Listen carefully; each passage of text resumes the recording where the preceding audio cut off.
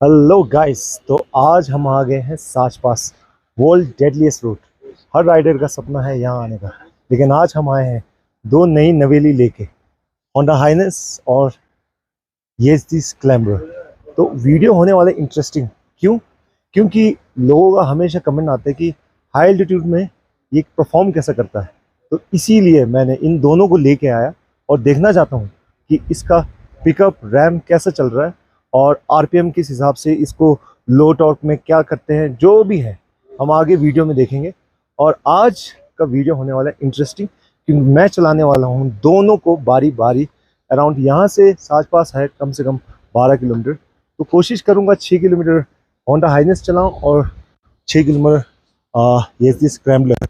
तो इसके बाद जाएंगे और परफॉर्मेंस देखेंगे दोनों का। लेकिन अभी फ़िलहाल आप देखिए दोनों बाइक।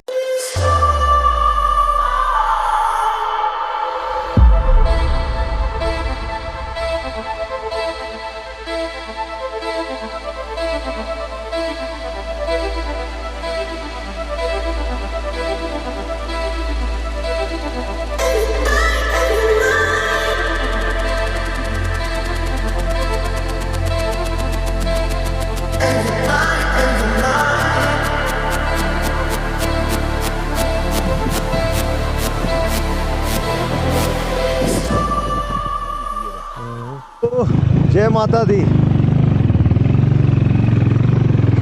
तो अभी हम राइड शुरू हो गया है।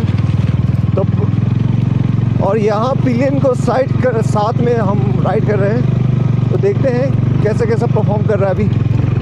वाह, अभी तो टॉर्क ठीक ही है। रफ रोड शुरू हो गया है साच पास के लिए। सेकंड गियर थोड़ा सा डगमगा रहा है, ऐसा लग रहा है कि पहला गियर मांग रहा है।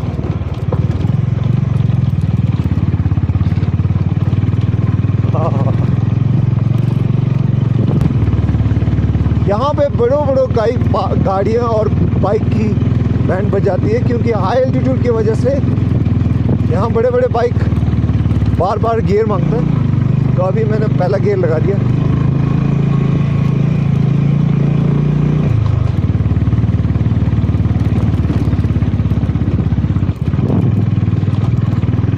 आगे तो मज़ा आ रहा है, लेकिन अभी थोड़ी देर पहले मैं पीछे बैठा था तो पिलियन का तो बहुत ही बुरा हाल है, क्योंकि जंप बहुत ज़्यादा लग रहा है और पीछे का सस्पेंशन मुझे थोड़ा सा स्टिफ लग रहा है। चलो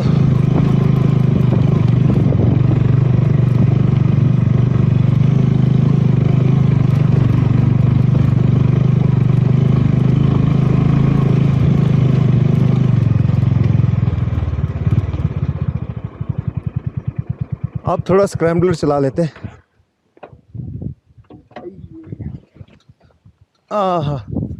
तो स्क्रैम्बलर आने वाला है मेरे पीछे, यहाँ आ रहा है स्क्रैम्बलर। तो स्क्रैम्बलर चला लेंगे, क्योंकि स्क्रैम्बलर को भी देखेंगे। थोड़ा मैं क्या करना चाह रहा हूँ कि मैं थोड़ा थोड़ा राइड एक्सपीरियंस लेना चाह रहा हूँ, क्योंकि अपना हाइनेस भी कैसा परफॉर्म कर रहा है ये उबड़ खाबड़ एरिया में, और स्क्रैम्बलर भी कैसा परफॉर्म कर रहा है। ये स्क्रैम्बलर गया कहाँ है, आ क्यों नहीं रहा है मेरे भाई।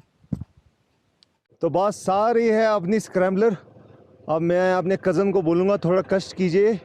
अब इसके आगे मैं अपना स्क्रैम्बलर को राइड करूँगा। वाह, आ गई है। अब थोड़ा स्क्रैम्बलर को हम राइड करेंगे, क्योंकि हम मैं एक्सपीरियंस करना चाहता हूँ different ride experience. Are you going to sit behind? No. There. So again scrambler की बड़ी अच्छी किस्मत है, क्योंकि मैं अकेला राइड कर रहा हूँ। और तो बस शुरू करते हैं राइड। आई होप स्क्रैम्बलर अच्छा चले। वाह, फर्स्ट गियर। ओ गोप्रो गिर गया, ओ यार। चलो, ओहो, ये क्या भाई, ये क्या है? ओ माय गॉड,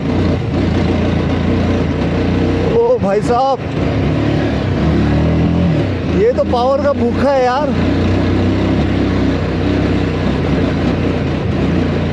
तो ऑटोमेटिक बोल रहा है कि मुझे और गियर चाहिए, और गियर चाहिए। अभी दूसरे गियर पे हम चल रहे हैं। ओह गॉड, स्क्रैम्बलर तो भाई साहब सीरियसली अल्टीमेट है। लेकिन यार ऐसा क्यों लग रहा है, इसका सस्पेंशन काफ़ी स्टिफ है। ऑफ रोड के लिए बना तो दिए लेकिन स्टिफनेस काफ़ी ज़्यादा है। वन क्लच काफ़ी हैवी होने की वजह से हाथ दर्द होना शुरू हो गया।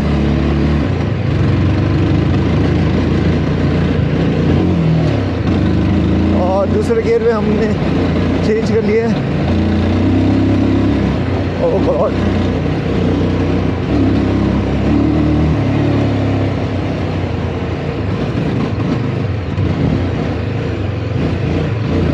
ओहो ओहो भाई साहब,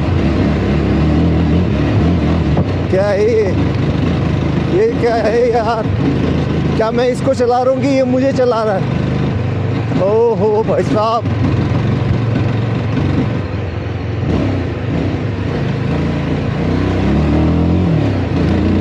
बार बार गियर मांग रहा है स्क्रैम्बलर। और सेकंड गियर जो है लो आरपीएम में उठा नहीं रहा है। ठीक है, मिसिंग क्यों मार रहा है भाई?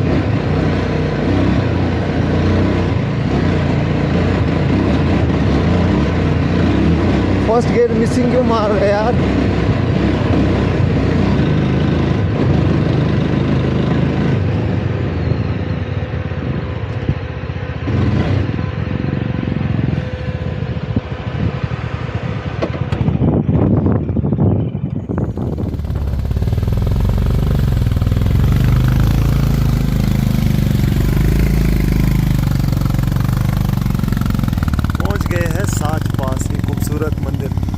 बस 4500 मीटर ऊंचाई पे आसपास हम पहुंच गए हैं। अराउंड 4500 सी लेवल से ऊपर है और सांस लेने में काफ़ी तकलीफ हो रहा है। और बाइक हमारा यज़दी और होंडा। एक चीज़ तो तय है कि स्क्रैम्बलर मतलब चल रहा है नॉर्मल कंडीशन में अभी, और हाइनेस अभी भी थोड़ा सा मतलब अगर आप ब्रेक मार दोगे उसके बाद अगर स्टार्ट करोगे थोड़ा सा स्टार्टिंग में काफ़ी पंप करना पड़ रहा है, लाइक एक्सीलरेटर देना पड़ रहा है। अदरवाइज प्रॉब्लम नहीं है, दोनों बाइक काफ़ी सुटेबल है। सो यहाँ तक कोई प्रॉब्लम नहीं हुआ, it's not a major issue. जो हाइनेस में वैसे इशू होता था कि हाई एल्टीट्यूड में ये बंद हो जाता है, लेकिन ऐसा कुछ नहीं है। ये BS6 अपडेट होने के बाद काफ़ी अच्छा हो गया है और यज़दी तो काफ़ी अच्छा चल ही रहा है। तो चलते हैं। तो हमारा एक बंदा तो अब शहीद होने के कगार पे है और यहाँ देखो खाना खाया लग नहीं रहा है, सबने खाली करके बुरा हाल, अकेला बंदा रह गया। दिल में जज्बा है तो अकेले ही लड़ लेंगे बोल रहा है पूरा खाने वाला है। तो आए हैं चाउमीन, मोमो और मैगी का मज़े ले सकते हैं यहाँ पे। ये है सतरुंडी और हमने यहाँ बाइक पार्क किया हुआ है हाइनेस, यज़दी और हिमालयन की मुंडी गायब। ये देखिए, क्योंकि रास्ता ही ऐसा है कि बड़े बड़ों की हवा टाइट हो जाती है। ये देखिए आसपास क्या खूबसूरत मौसम क्षण भर में चेंज हो जाता है। अभी थोड़ी देर पहले आपने देखा कि बिल्कुल धूप था, अभी देखो बादल काले हो गए तो बारिश होने का आसार। तो बस ये है। तो अब हो गया हमारा वेटिंग का टाइम। प्रो एंड कॉन्स दोनों को बताएंगे और स्टार्टिंग हम करें इसी से।